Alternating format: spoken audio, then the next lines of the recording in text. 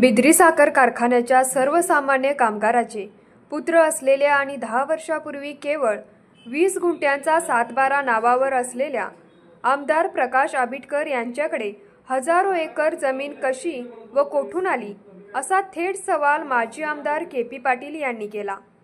संपत्तीचा हिशेब ठेवता येणार नाही एवढी माया गोळा केली असून त्यांनी त्यांच्या अमाप संपत्तीचे रहस्य कुलदेवतेची शपथ घेऊन जनतेसमोर सांगावे असाही टोला पाटील यांनी लगावला।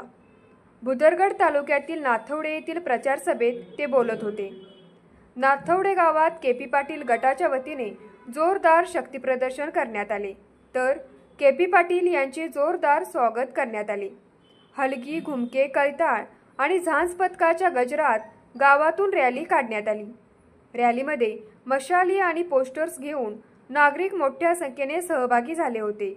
जणू संपूर्ण गावच रस्त्यावर उतरून जल्लोष करत असल्याचे चित्र होते। अनेक तरुणांनी तर वाद्याच्या गजरात ठेका धरला होता। के.पी. पाटील म्हणाले, पहिल्या निवडणुकीत लोकांनी वर्गणी काढून निवडून दिले असे सांगणारे आबिटकर आता त्याच लोकांना पैशाचे आमिष दाखवून मतदारांची थट्टा करीत असल्याचे चित्र आहे। मात्र राधानगरीची जनता स्वाभिमानी असून या आमिषाला बळी पडणार नाही। जिथे मिळतील तिथे जमिनी घेणाऱ्या आमदार आबिटकर यांनी 10 वर्ष समाजसेवेचा नकली बुरका घातला होता।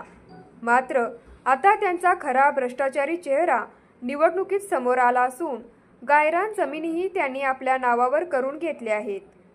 आबिटकर यांना धरणे बांधायच्या आधीच बातम्या प्रसिद्ध करण्याची लय मोठी हौस आहे। पाणी विकणाऱ्या या पाणीदार आमदाराने कामातील कमिशन 10% ते 30% नेले आहे। जसजशी महागाई वाढत आहे तसे कमिशनची टक्केवारीही वाढत आहे। यावेळी ग्रामस्थ व कार्यकर्ते मोठ्या संख्येने उपस्थित होते। न्यूज मराठी 24 कोल्हापूर।